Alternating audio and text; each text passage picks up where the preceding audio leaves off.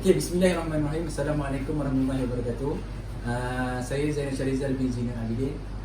Di sisi saya adalah penolong kanan co-curriculum SMK Jalan Bukit, iaitu Encik Abdul Saad bin Abdul Karim. Okey, berkenai isu yang saya akan kupaskan, iaitu isu PJK di sekolah menengah. Berkaitan dengan isu yang saya pilih, iaitu isu penggelasan sukan mengikut sukan di sekolah. Okey, apa pandangan Encik Abdul Saad mengenai isu yang saya pilih sebenarnya tadi? Okey, terima kasih Cikgu Zainal Syarizal.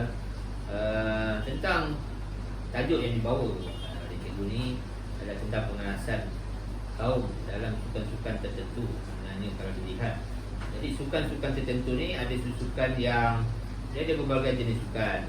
Sukan yang jenis elit, sukan yang jenis biasa. Tapi di peringkat sekolah, sukan yang dipertandingkan atau sukan yang dibawa adalah sukan yang kebiasaan. Okey, berkenaan dengan kaum, isu kaum yang dalam permainan atau sukan ini, dia berlaku atas sebab ataupun atas faktor minat murid tersebut. Minat yang pertama lah. Yang kedua, dia akan pergi kepada pengaruh rakan sebaya tersebut.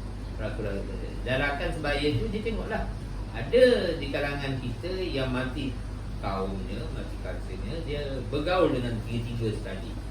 Tak jadi masalah. Jadi dia boleh menarik minat murid tersebut, Melayu ke India ke China, masuk ke dalam pasukan tersebut. Tapi kebanyakannya mereka ini kurang bergaul. Jadi dia didominan oleh satu kaum sahaja yang akan berlaku di situ. Sebab pertama yang tadi dia kata, pengaruh rakan sebaya itu nak menarik minat supaya bergaul tiga-tiga kaum tu tiada. Itu yang pertama ni lah kalau saya lihat. Yang kedua, di peringkat sekolah ni kita perlu mencakna lebih banyak ataupun kita perlu cakna dengan lebih aktif lagi tentang sukan-sukan ini, supaya kita dapat tarik mereka untuk masuk. Jadi kalau kita hanya pergi kepada satu kaum saja, jadi kurang cakna pada kaum lain. That's why kita tak dapat kaum lain untuk menyertai sukan tertentu tu, sukan yang kita katakan tadi.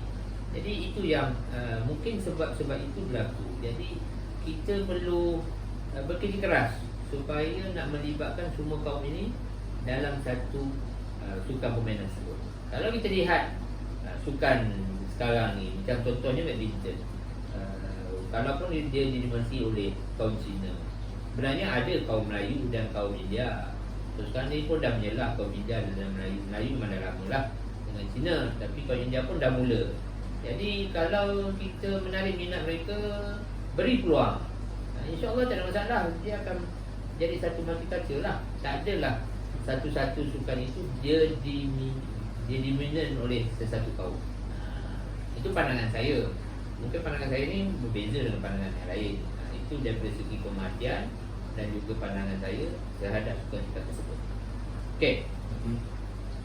Cara nak kita atasinya, di peringkat sekolah rendah, di peringkat sekolah menengah, kita kena kerja keras untuk memberi peluang dan membantu mereka ini untuk lebih aktif dalam semua sukan tersebut.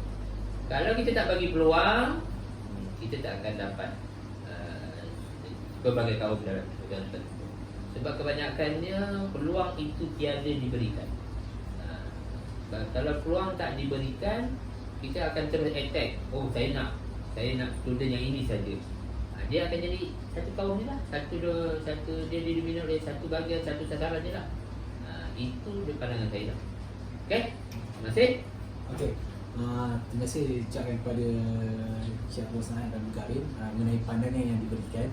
Ya, saya tertarik dengan pendapat beliau mengenai peluang yang diberikan. Okey, tidak nafikan sukan ini adalah kita sebagai guru harus memberi peluang kepada semua pelajar untuk terlibat dengan sukan, sama ada sukan elit atau sukan yang biasa. So dari situ kita akan dapat mengeluarkan pelajar, meluaskan lagi sukan-sukan terbabit dengan penyertaan yang berbagai kaum. Okey, itu sahaja daripada saya. Sekian, terima kasih. Waalaikumsalam.